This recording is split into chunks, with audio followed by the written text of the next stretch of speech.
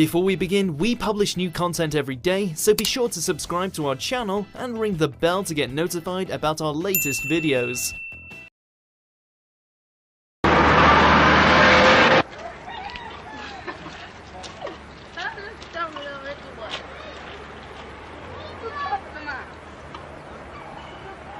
But the problem here in Newry isn't just the usual one of itinerants creating an unsightly mess and upsetting some of the local residents. The building behind me there is the FMC meat factory. It's a slaughterhouse and packing plant employing about 250 men. And there's now said to be a very real danger that that factory could have to close down because of what the Department of Agriculture calls a serious health hazard to the plant.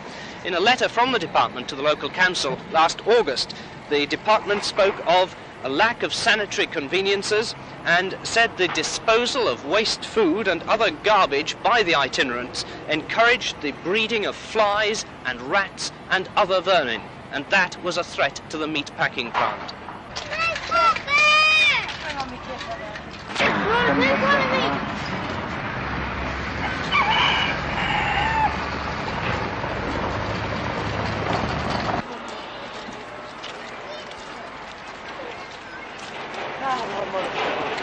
You know there's been a complaint that the conditions here are so unsanitary that it threatens the meat factory, which is just behind us. Yeah. Well, don't you agree that you are a real hazard to that factory? Yeah, but see, there's no other place to go to. Sure. Just any place we just could And stay, you've got, you know? have you any sanitary arrangements here? No. So is all your rubbish just left lying around? No, we cleaned it up though. No, my father puts it on the heap and then he puts in the line, brings that up to the dump, you know?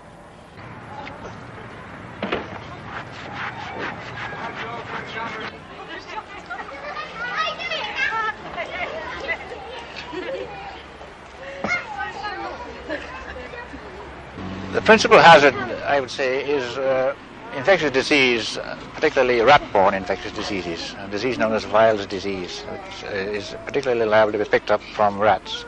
And we have, as you've heard these people say, quite a population of rats in this area. And what leads to this disease? Is it inadequate refuse disposal or sanitation or what? Well, it's a combination of throwing food about, probably collection of rubbish, and the proximity of the river. And what about particular hazards to children? Well, children are less hygiene conscious. They're not hygiene conscious at all. They simply neglect ordinary precautions. They don't wash their hands, and they're liable to come into contact with rat droppings, for instance.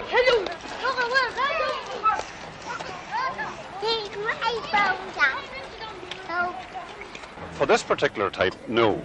Our concern is mainly with the traditional type gypsy, if you like, and these people are in a very small minority. I think it runs to only something like a dozen families, and certainly we would hope at some time to be able to provide a site for these people. But for the people who are apparently well able to afford to look after themselves, we don't feel any obligation whatever.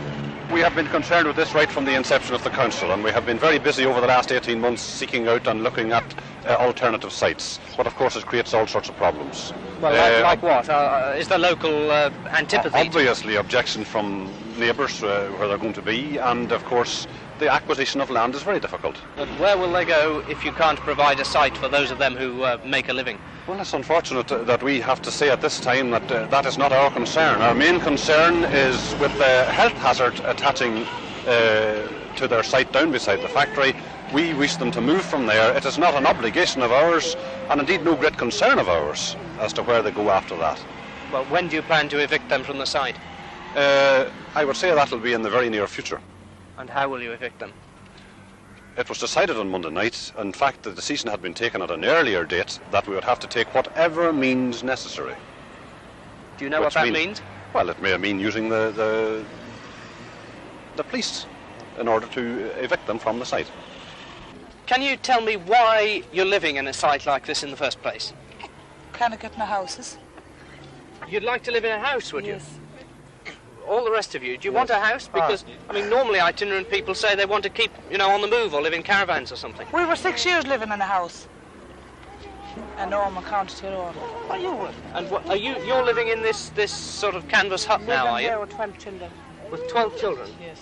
Well, how do you manage for sanitary arrangements? What do you do with your rubbish, that sort of thing? Into the canal. Into the canal? Yes. Surely that's, I mean, it's dangerous, isn't it, for you and for the kids? It's very dangerous for the children. Now, how do you make your living? Can I ask one of you? I sign on the labour. You sign on the labour. There's been a complaint by some local people that you're often seen begging around the town, not necessarily you, but some of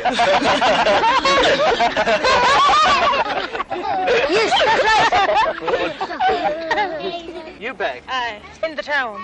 I have to do it. Do you have a husband? I have. He's signing, but he's not getting paid. He's not getting paid any dole money? No money.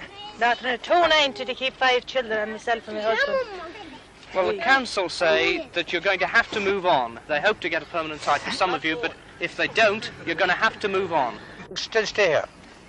Even though it's a health hazard to yourselves and to everybody else. If there's a better place to go, we'll go. If there don't get a better place, we won't go. If the pull is out, we'll still come back.